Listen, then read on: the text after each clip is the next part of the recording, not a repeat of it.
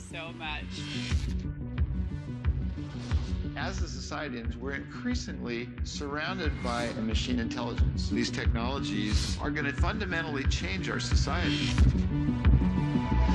We'll be able to make ourselves smarter, and we'll be better at solving problems. We don't have to age. The medical application is profound. People say it's the future, but it's not the future, it's the present. How could a smarter machine not be a better machine? It's hard to say exactly when I began to think that that was a bit naive. There is a dossier on each of us that is so extensive that they know more about you than your mother does. The pattern here is that AI might take a little while to wrap its tentacles around a new skill, but when it does, it is unstoppable. We're rapidly headed towards digital superintelligence that far exceeds any human. I think it's very obvious. And if we create AI that's smarter than us, we have to be open to the possibility that we might actually lose control of that.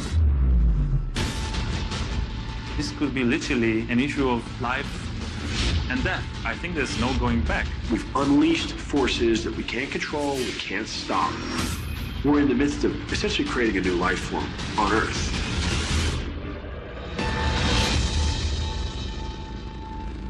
I do not think that a robot could ever be conscious, unless they programmed it that way.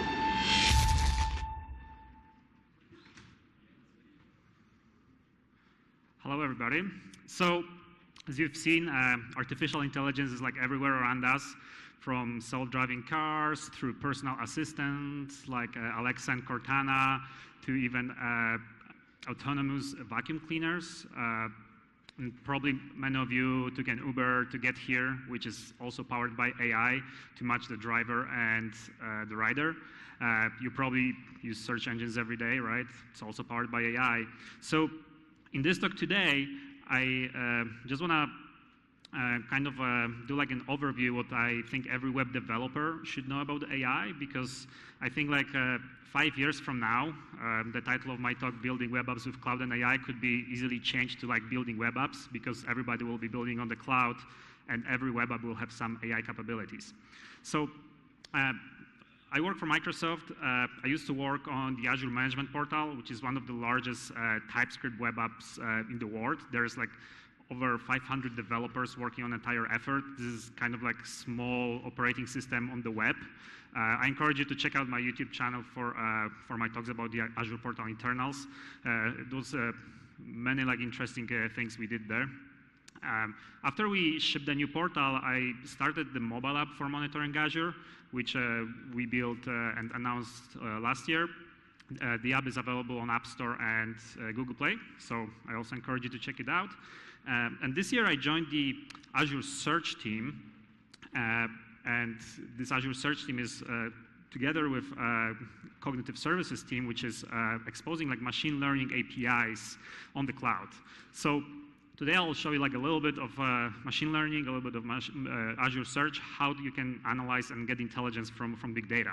Because the challenge with data we have today is that data is everywhere. Getting data is pretty easy these days.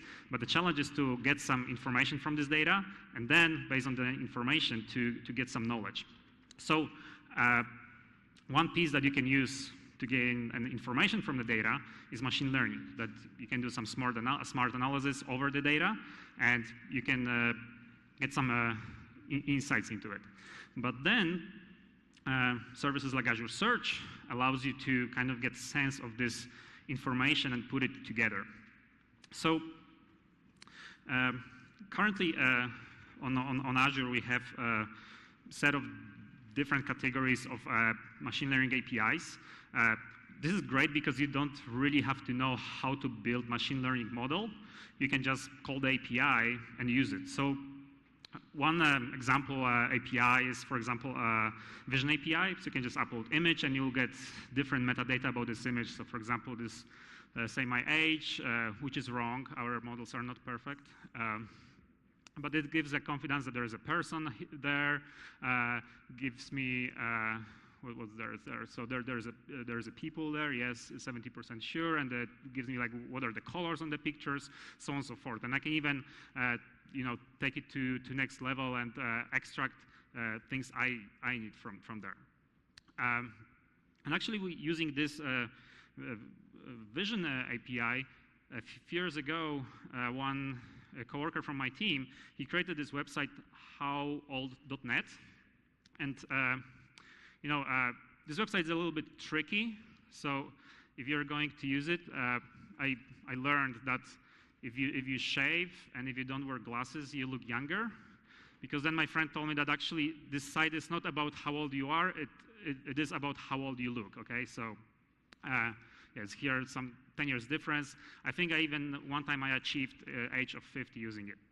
But the goal of this app was to show the monitoring of the cloud, but we announced it at the Microsoft conference, and then what has happened was a little bit surprising to us, that within less than 2 days, it gained such a popularity that at the day 2, we had to analyze 7 million images per hour.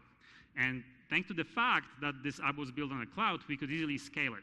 Because if we build it, on your mama closet, then you wouldn't be able to do that, right? Most of people will get 404 or 500s, right? But thanks to the cloud, we were able to scale it, and everything was working fine. So that's why in these days, cloud is so important, right? Because you never know whether your startup will succeed or not.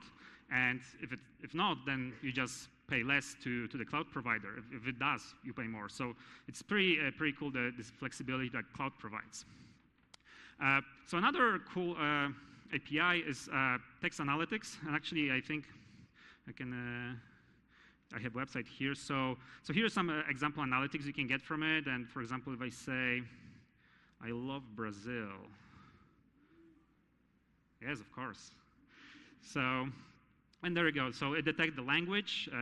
So this is English, 100% confidence. Key phrases. It extracts key phrases for me. What I'm talking about is Brazil, and 97 positive sentiment. What if I say something more complex? I am at QCon Sao Paulo, and I am talking about cloud and AI. And yesterday, I went to Museum of Football, and it was awesome to see Ronaldo there. Any Ronaldo fans here? Woo! Yes. And here again, it extracts the key phrases for me. It's I have QCon Sao Paulo, I have cloud, I have Museum of Football, I have AI, and I have Ronaldo. And here we have nothing even in preview. We have this linked entities preview. So like you can, for example, I can click here, and it will take me to Wikipedia, and it will show me some information about the Ronaldo after internet loads. So this is some capability that doesn't require you, to pretty much know anything how these models work. You can go and play with it, and you can even see like what the JSON would be returned if you actually call this API with your text. So how most of these machine learning APIs are built is we take these machine learning models and we build infrastructure around them, because at one Microsoft internal machine learning conference, there was one guy who said that 97% jobs in machine learning is actually not machine learning. It's parsing data, is validation, is creating services, hosting them, scaling them, batching, so on and so forth. So with these APIs, we took these models and we basically packaged them, and we did this hard work for you, and then you can scale them at the rate that you need. And so this is a text analytics API, and it works exactly the same for many different services, but there are also some other services that do like a little bit different tricks. So here, currently we're using these 3 models. We also have now this 4th, which is this entity linking. And these models are independent, and they can be even deployed differently, depends on the needs. Because like, for example, key phrases extraction might be a little bit more expensive than language extraction, so you can scale it differently. So we have all these, APIs, and then like I was thinking, okay, how can I, like developer, did some like overnight project, and what AI gives me? What can I learn from AI? So as we all know, there's no conference talk without blockchain in it. And actually, a lot of people were asking me, hey, do you have blockchain in your talk? You should have some blockchain in your talk, because otherwise, nobody will come. So I want to make sure I have some. And actually, last month I was at the QCon in China, in Beijing, and this is how the room with blockchain track looked like. So I think next time when I'll come here, I'll just put my talk in a blockchain track. So it was like whole day, you couldn't get in, the door were just too crowded. So what I wanted to understand is that there's a lot of these cryptocurrencies, right? Everybody knows Bitcoin, but there's also Ethereum, there is Monero, Cardano, so on. But I am not like really expert in cryptocurrencies, so I was thinking like, how can I, just usual web developer, know which cryptocurrencies should I buy? So my idea was that I will take tweets about different cryptocurrencies. Yeah, there we go. So I take top 10 cryptocurrencies, and then I created a small app that will grab my tweets and then calculate the sentiment on these tweets, and I will pretty much categorize them by different cryptocurrency. And then I will calculate an average sentiment per crypto, and I will see some trends. So I hope that this will give me some idea which cryptocurrency should I invest in. So a little bit about the architecture of my solution. So I have this app that is subscribing to Twitter API, and then it's outputting tweets into Azure Event Hub. So Event Hub allows you to pretty much, it's like a publisher subscriber kind of service. So it allows you to pretty much add it, and then you can consume them at different rate if it's needed. So then once I have these tweets in the Event Hub, I created an Azure function, which is a serverless service on Azure, and it basically allows you to write like a short amount of code that do some simple thing. And what the Azure function does once a tweet is being put into Event Hub, it calculates the sentiment using these text analytics API. And once I have my sentiment, I just dump it to SQL database. And then I also created the search index, because on top of these, raw average sentiments, I want to be able to kind of like, search through it and gain some intelligence to see what people are really saying about these different cryptocurrencies. Because like, searching on Twitter is like a little bit hard. So I thought this might help. And at the end, of course, I need to create some interface to be able to search through these tweets. So I created a small web app with ASP.NET, TypeScript, and React, which I will show later on. So like a few words about the Azure function. So it's, it's pretty cool, especially for these machine learning APIs. So if I go to the Azure portal, connection error, sweet. So I was actually 50-50 whether I should use my mobile hotspot or the conference Wi-Fi. So let's see how much lag we have with my mobile hotspot. Powered by Team Bra. It's working pretty good, but I guess other people here are using it as well, so maybe not as fast. Okay, there we go. So here I have my function app. So in function app, you can have multiple functions, and one function is basically like one piece of code, usually. There's support for different languages. My language of choice is C#, which I will show you if this will load. Come on, Azure Portal. There you go. Almost there. So here are my functions. And this one, crypto sentiment, Event Hub trigger. So in this function, come on. Yes, there we go. So I can use like full .NET, all the libraries, including newtons of JSON for parsing. I can use system data for SQL interaction and so on. So here what is happening, I have this function that is getting this message from Event Hub, which is pretty much a tweet. And I have a class that is parsing this from JSON. And then from this tweet, here creating HTTP client to call the API. And here I get the text, because I will be calculating sentiment based on the text. And here I did this HTTP client post async response. So this is calling the text analytics API. And then when I get my result, I just want to have this sentiment score from it. And then I create a simple connection to a SQL database, and I'm using good old SQL syntax, inserting into my table. And then if everything goes fine, I got a message how many rows were updated. So once this is done, everything is in my database.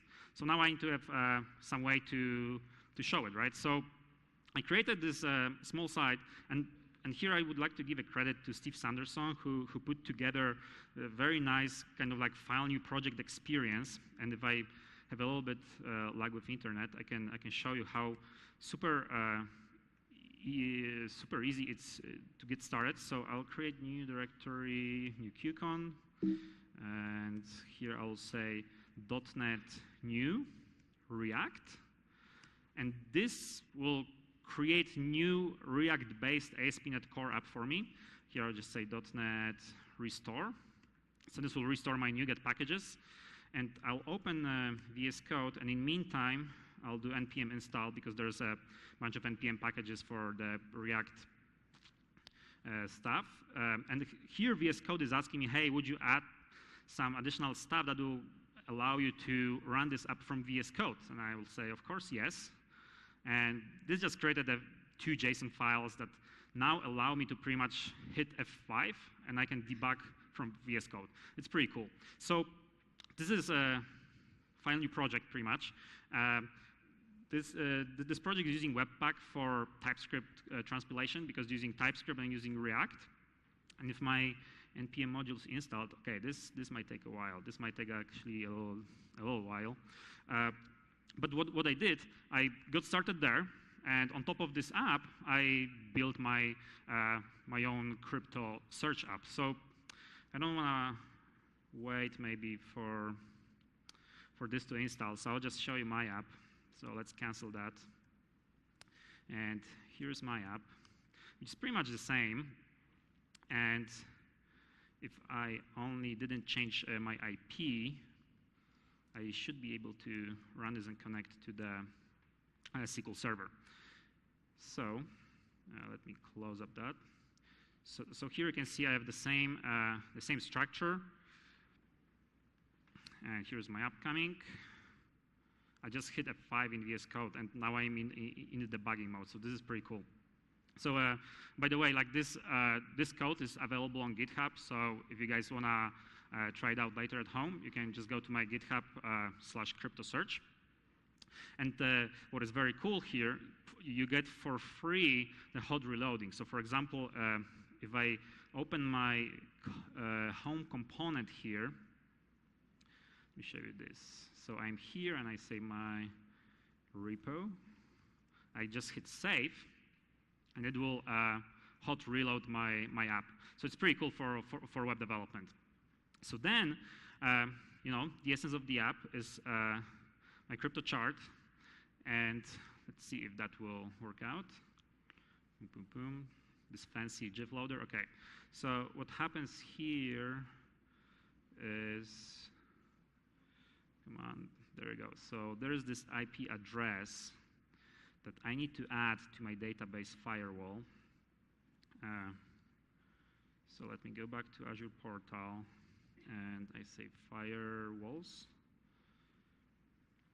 and QCon Sao Paulo, boom, boom, and save it. Okay, updating firewall. So let's give it another shot.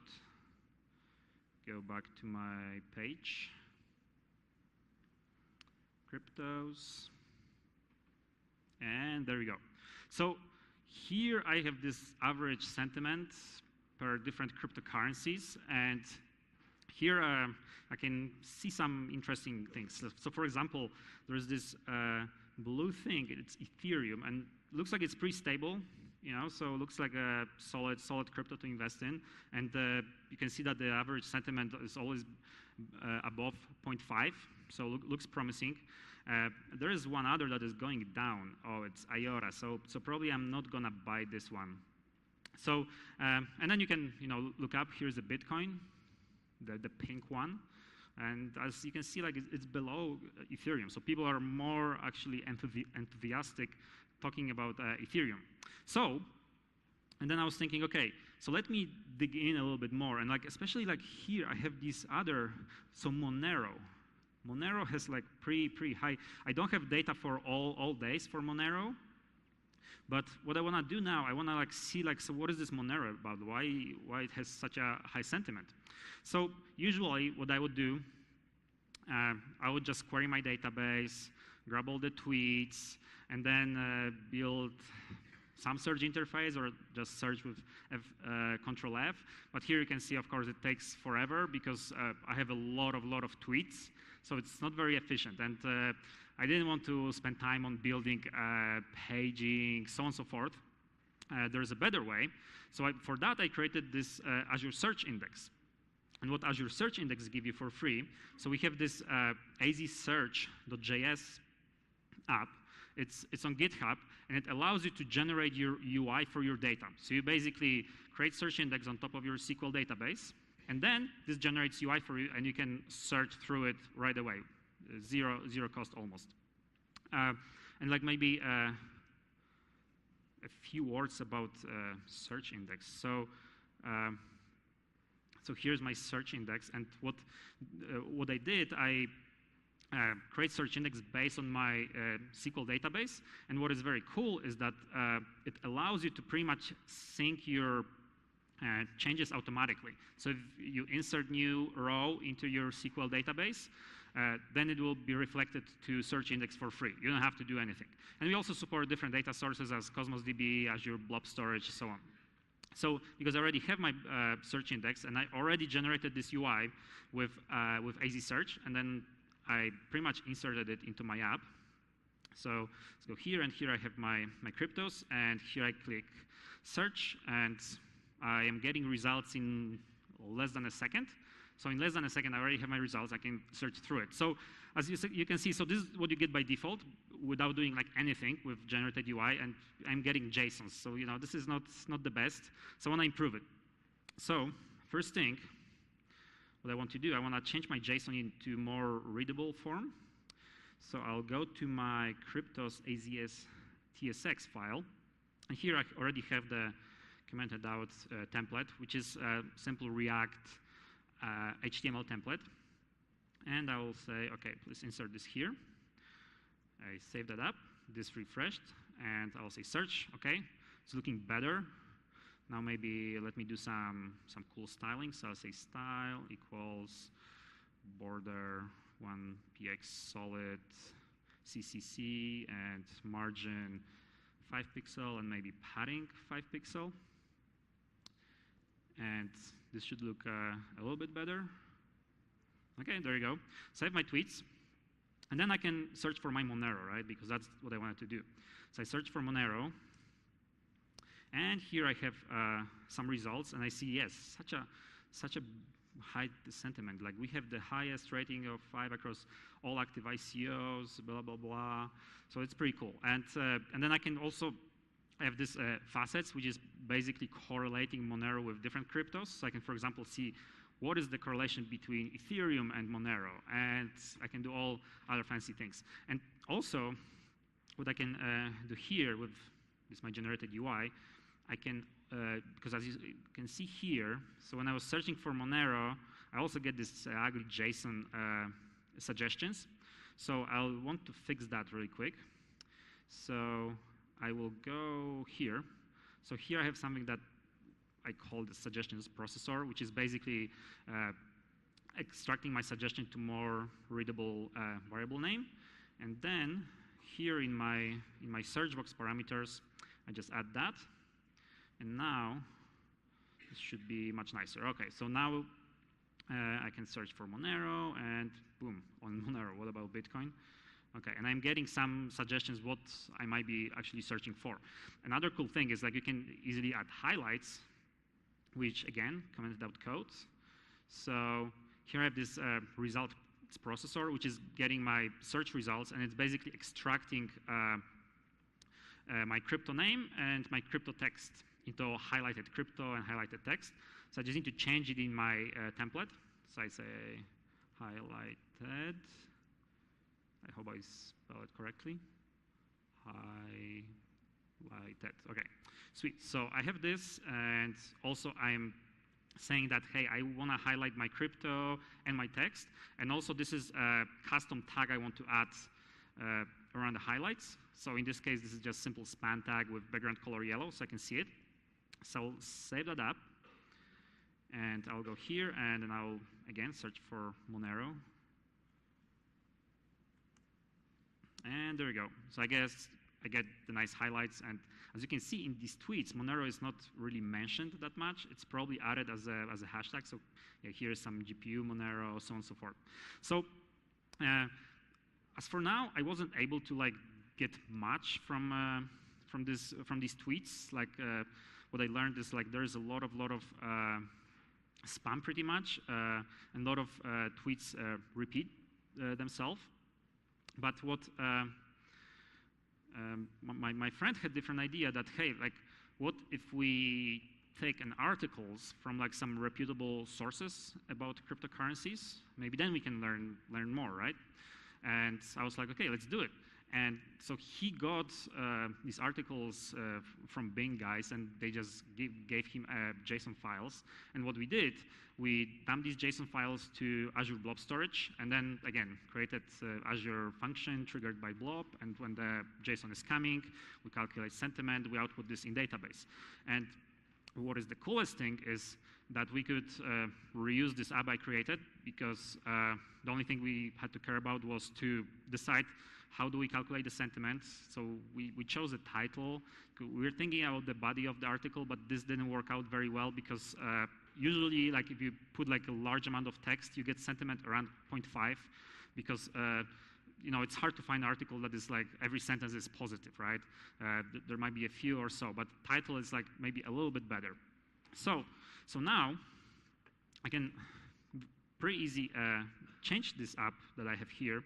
I already in my controller, my Cryptos controller, already I'm querying the articles averages. So I'll just copy this, and I'll go to my crypto charts. So this is the component that is rendering charts.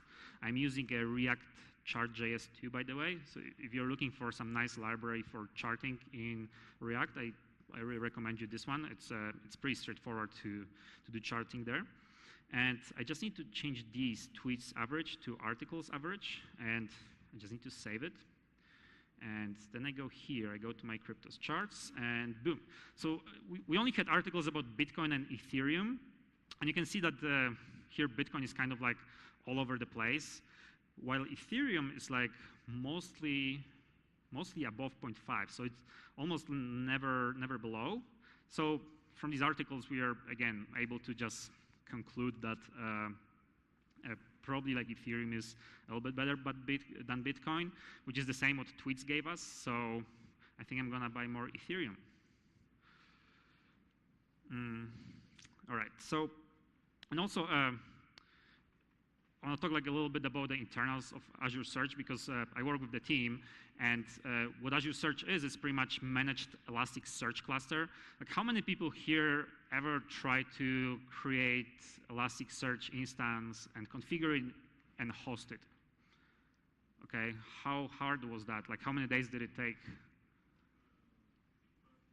6 months. All right, wow.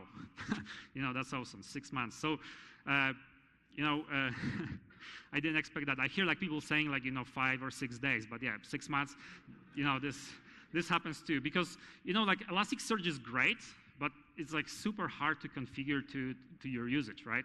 And this is pretty much what we did in Azure Search.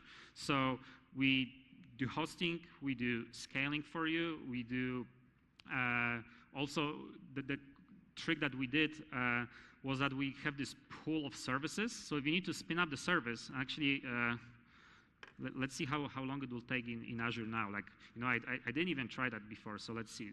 Here I have some service, but if I go here and I try to create new service with super slow internet, well, that might not work out. Okay, there we go. So Azure Search, everything, searching. Come on, there we go. Save my service, I click create. And here I just need to give it a name. So let's say QCon SP Search. And I'll just use my existing resource group, which is JJet, which is my Microsoft alias. Okay, I'll say pin to dashboard, and I click create. So now let's see how long this is going to take, if it's going to succeed at all. But let me go back to my slides really quick. So this is the very high-level architecture of what we did. We have these search nodes, which has a front end that allows you to query and manage your cluster. And also, scaling horizontally is pretty easy. You just go to Azure Portal and just say, give me more instances. We also have, like for example, Apache Tika for document extraction. So like for example, if you have PDFs, you want to extract text from them and then search over this text, we did this for you as well. And one of the things that I mentioned, we already have like 10 to 100, I think, running instances, which is like the pool of created clusters. So if you hit create new in the Azure portal, you should have it pretty quick. So I already have my Elasticsearch hosted in Azure. And now, for example, when I showed you this entire flow of my slides, and let me skip these slides and let me show you this. So I showed you this like entire flow of getting data, then calling the machine learning API, then extracting this to search index. So it was a little bit, it's easy, but not as easy as it could be. So we had also an idea that will allow you, when you create the search index, will allow you to do the call to cognitive services by just checking the checkbox. And this is what we actually announced 2 days ago at the Build conference. So like, for example, here if I click import data, I'll just use one of our samples, which is MS SQL database. We have some real estate data, and boom. So that's important. It's only available in South Central US and West Europe. So let me go really quick to my different service. There you go. This one is in South Central US. More regions are coming. This is just MVP.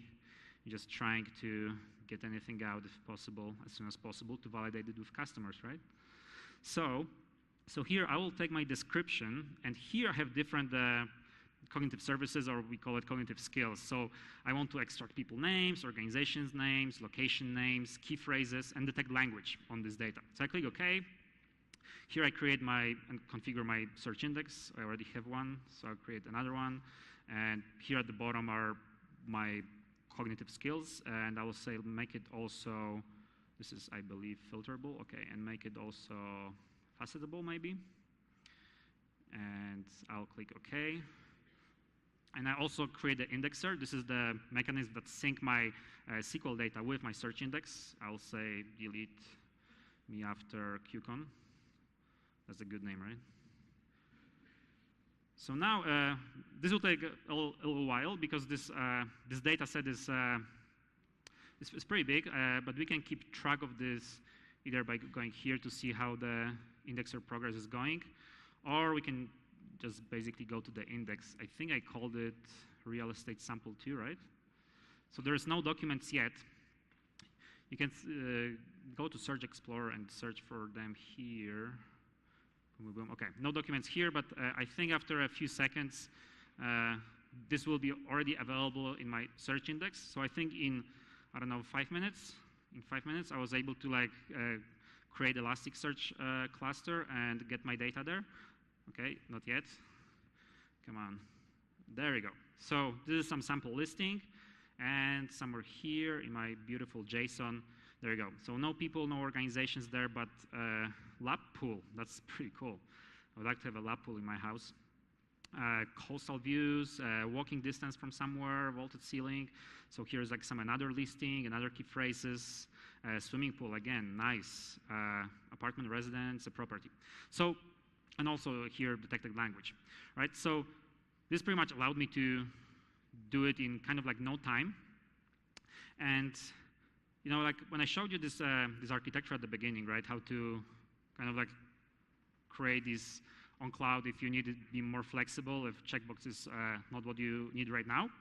And there's no one solution for this. Like, for example, instead of SQL DB, you can use Cosmos DB for less flat data if you need that. So we support this.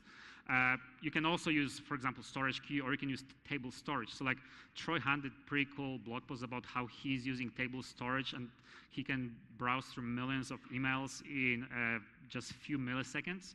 And I think some people were telling him, hey, like your website is broken because it like returns results in like 0.1 second. This is way too fast. It's not possible. But actually with table storage, you can do that. So depends what kind of data you have, and depends on what you need. You can do different solutions. So again, coming back to this first picture I had, like my data was like tweets. Then I used this text analytics API to get information from it. And then with small help from Azure Search, I was able to get some knowledge on top of that data. And also we had this beautiful UI, right, with ASP.NET Core using my beautiful UI skills. Yeah, I know you all guys love it. So another thing that we did in our team, we were like, because the Bing team told us that, hey, we have this like set of all news articles from different like reputable sources like New York Times, Washington Post, so on and so forth. So we were like, well, why we want to put this in our search index, and why we want to try to search for something interesting there. So that's what we did. And I believe this website is publicly available, and I believe you also will have access to it. So I hope this will load. My mobile hotspot is still there. My phone still have 47% of battery, so I think I'm doing good. Yeah, is Leonardo here? Is Leonardo here? Leonardo here. Okay, Leonardo's not here. But so yesterday, Leonardo told me that I'm sure one of your demos will fail, and I will come here to make sure. But he's not here, and look at that, it's not failing. So doing good. So let me see if I still have 20 million articles here. Okay, it's loading. Okay, there we go. So I have 21 million, roughly, articles here. And then, like for example, we are in Brazil. So let's see if we can find something interesting about Brazil. So I search for Brazil. And here I have a number of news that were popping up in these newspapers over years. And I can see there are like two spikes, right? So like, for example, I click on 2014. And let's see what this will tell me. So loading. Okay, 2014. And here, I also have a key phrases. And here I can see, oh, yes, World Cup. Yeah, World Cup happened in 2014. I also remember the semifinal.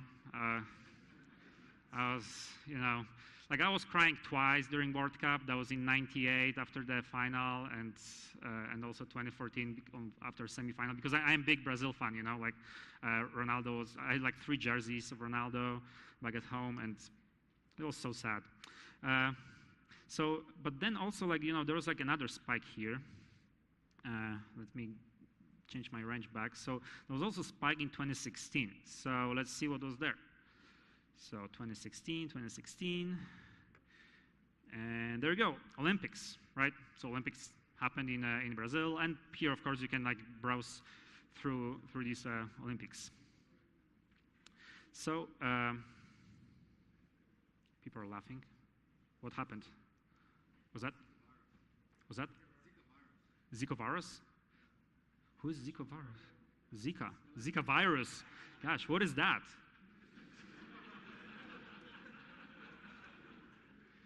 I have no idea.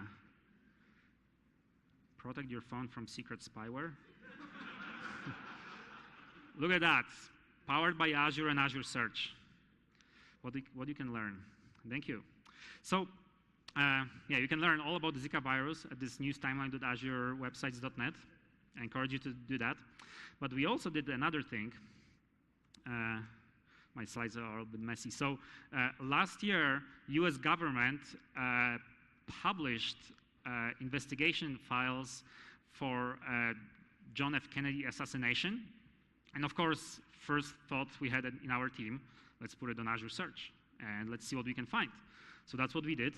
And I think I have this open. So we have more beautiful, but I prefer this one. So let me start from beginning. So I say Harvey Lee Oswald. Yeah, I kind of messed up my demo because you already will know that, yes, Rio is there.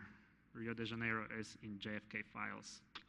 So Harvey Lee Oswald was the assassin of JF Kennedy. There you go. So here I have some sample documents because most of these documents were pretty much from typewriter, or there's even some handwriting. And OCR technology, optical character recognition, allows you to recognize even handwriting, right? So, and here we can even recognize the photo and recognize the person on the photo using, again, machine learning. So we did all of that. And also we have this entity correlation service. And here what I see is that this Oswald guy, so Lee Harvey is his name, so like this is not that interesting, but there is this person called Duran, right? So I just copied this and I start searching. So what is Duran?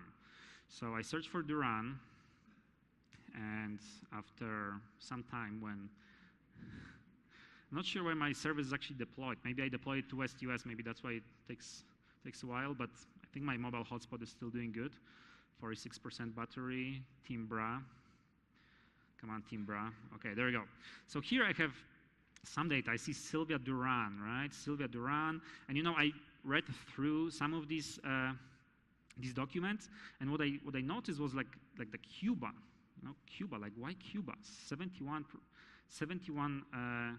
documents are correlated with Cuba, right? So that was interesting. And then what turns out that Sylvia Duran was like a employee of a Cuban embassy, and she was interrogated in this investigation. And then, you know, you can see Cuba, and then like somewhere there when there was Poland. I'm from Poland, so it was interesting for me. But again, we're in Brazil, so let's see what Brazil has to do with assassinating JF Kennedy. I also searched for my name. It's not there, so that's good. And there you go. So there's Brazil. So travel to Brazil, where he will meet with Raul Roa Jr., Cuban ambassador. So again, Cuba. It's getting interesting, right? And then, of course, when I came here, I was thinking like Sao Paulo. No way that it cannot happen, right? Sao Paulo is not in this mess, right? But I think, come on, internet. Can you guys stop using internet right now, please? Oh yeah, there we go. Boom, so I found one file. It's only one file, so it looks like, yeah, there's not that much interesting thing. So I think Sao Paulo is pretty out of the game. But as you probably have seen in my first slide, Rio de Janeiro. Rio de Janeiro was there. Actually, I'm going to Rio this weekend. Some people told me to don't walk during the night. Is that true, or I'm fine? Yeah. You know, I wanted to take the bus because I was at Microsoft Office here, and like my first day here, I was it's great. I was walking the Police Avenue, like people are dancing, people are singing, Guns N' Roses going, and I'm like, I love this country, right? And then I was like walking with my phone all the time like that, and then like next day people told me like, no, don't walk with your phone like that, don't walk after dark, and like they pretty much destroyed my Brazil experience. So I wish I didn't know that. But there you go, Rio de Janeiro, right? So as I say, yeah, dangerous city, and also in this JFK. So, and you know what is cool here is that I have this, these highlights, and this can even figure out that when I am mentioning Rio, not entirely. So somewhere here there are some documents. Okay, maybe I think I spelled it correctly. Yeah. So here's some document. He's saying Rio de Janeiro, chief of the station. There's from Lake Rio, and this kind of like create a synonym that Rio is referring to Rio de Janeiro, so it can find not entire phrases only, but also like the partial ones. So, you can do all of these cool things with machine learning. And I'm like very, very excited for using the machine learning to medicine, because then we can learn about different diseases. We can prevent diseases by analyzing the historical data from patients. And actually, we are working with a few medical companies which has a lot of medical records, and we are trying to help them to get some sense of this data. And also, some time ago at Microsoft, I learned about this project, Seeing AI, and they actually also using machine learning. They're just using these APIs that I showed you before, and they did pretty cool things. So let me just show you a video and enjoy that. I hope I'll have audio.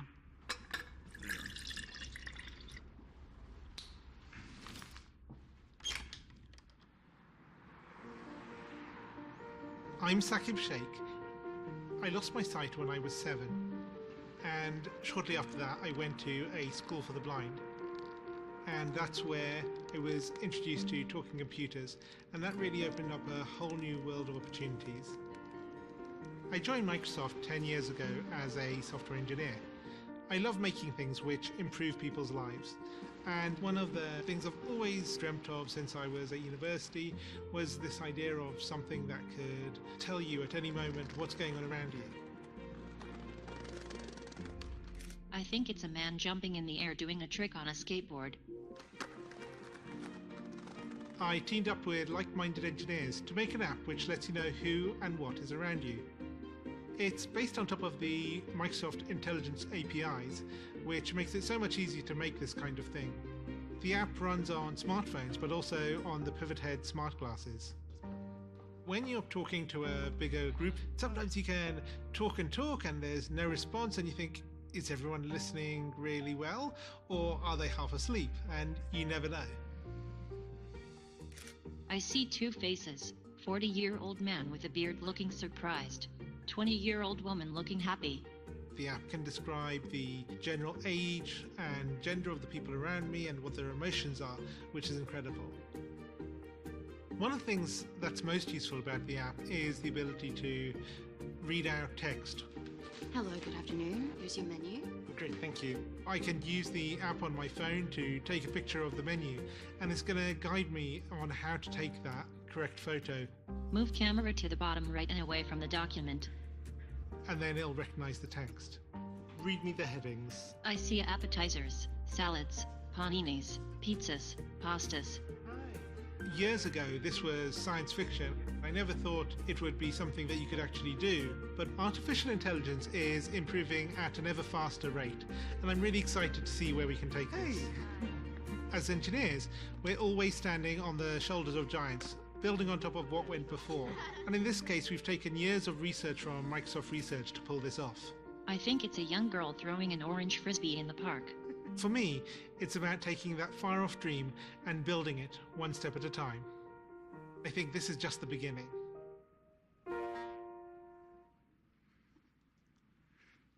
Yeah, so when I learned about this app, I was actually already working on the Azure Mobile App, and I just reached out to these guys and said, like, hey, I heard you guys also using Xamarin, like, maybe I can help you with the app somehow. And they were like, yeah, sure. And I made it my 10% project. I think my current boss doesn't know yet about this, but I hope he's okay with that. So, and it's pretty cool working with Jakub, because like I'm telling you, this guy knows his stuff. Like, we are discussing how we can make cross-platform C assemblies to be able to reuse them across iOS and Android. And he knows like everything about sharing code on C# with portable class libraries or shared codes or using .NET Standard and like different version and differences. So like it's really inspiring to know like person who is blind, right? But he's still able to actually work as full-time developer and actually provide tremendous value. And this app is actually available in App Store, so all of you can go and download it. The Android version will come at some point, but currently there is a focus on iPhone, because majority of blind people, they're using iPhones because they have better accessibility support than Android. And it's, it's very, very cool. You can do things like recognizing text, recognizing people. You can even add different people to your app, and when you point at them, it will tell you like, hey, this is Daniel, or this is Ubi Ratan, right? So it's very cool. So I'm very excited when I see, when the machine learning is actually used to help us. Not necessarily when we use this machine learning to like compare cats and dogs pictures. Like, I know it's a cool example, but when I see stuff like that, it's very exciting. So at the closing, because I believe that every developer these days should know like at least like the basics of AI and machine learning. Not necessarily know how to build the models, but at least to know like what is happening behind the scenes. And I really recommend you to check out the Andrew Ng machine learning course on Coursera. It's very, very well prepared, and it will give you like nice fundamentals for machine learning.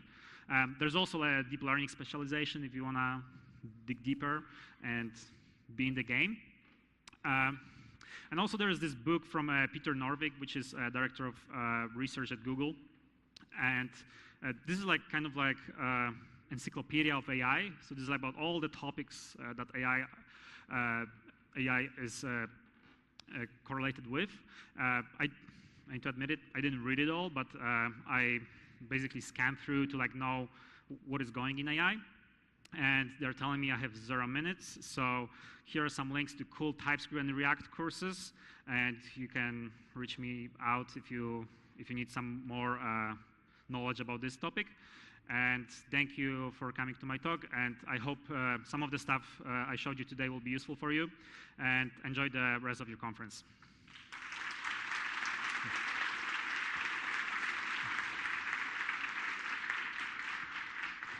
Bom, pessoal, alguém está com alguma dúvida? Quer fazer alguma pergunta para ele? I have no idea what he said, but... Anybody has any question? Sim. Yes.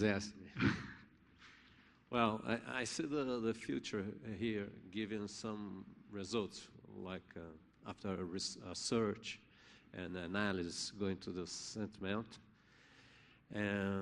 But this still gets a lot of information to do analysis, and then comes people. But your video shows some information that it's more like resume information, small information that makes someone make a decision. There is a next step on this presentation that gives us a result, something that I can deliver to someone else as a dossier from this bunch of information. Or we still have to do the analysis. Maybe 1,000 of information results. I need 10 that's more objective to a decision of a high level board, for example. Yeah, so again, this is like kind of the challenge, right? When you get these huge amounts of data, and then you get a lot of information, and you don't know which will be useful at the time, right? You can just speculate, right? Like for example, when you have image, like maybe you can like capture top 3 most visible objects, or maybe if you detect person, you probably want to know like what person is that, or like what is the age, and so on and so forth, right? So I understand, it's a challenge, but what this allows you, like you can pick the information that you need, right, and just use these information. Like for example, that's what we did with news articles, right? We just take the title and like calculate sentiment on the title, right? We didn't analyze like maybe entire article in this context. In some other context, it might be useful, right? So yeah, it's still at the AI is still not taking the word. Like recently, I heard a quote from Andrew Ng, who said that worrying about AI taking over the world is like worrying about overpopulating Mars. So I think we are in this stage now, but I think it's we got to the stage where AI became like very useful, because like 10 years ago, like AI was not giving you like pretty much any information that makes sense and were really helpful, but these days it does. Okay, thank you. Yeah, thank you. Obrigado. Eu acho que dá tempo de mais uma ainda. Alguém tem?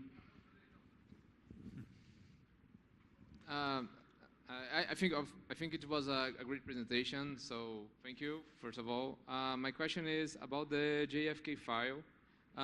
You were using the Apache Chica to extract the info from the PDFs or the images. I think partially. So like, so by the way, this JFK thing, it's by the way available on GitHub. I forgot to mention that, but you can actually deploy it by yourself. So here's the link. And I think Tika was used mostly by us to extract the text from PDFs. But I think in JFK case, most of these were just images with text. And then we just did OCR on them. I'm not 100% sure, but again, this is the GitHub repo that allows you to deploy these JFK files by yourself. Did I answer your question? Yeah, there we go. Isso aí, pessoal. Agora a próxima.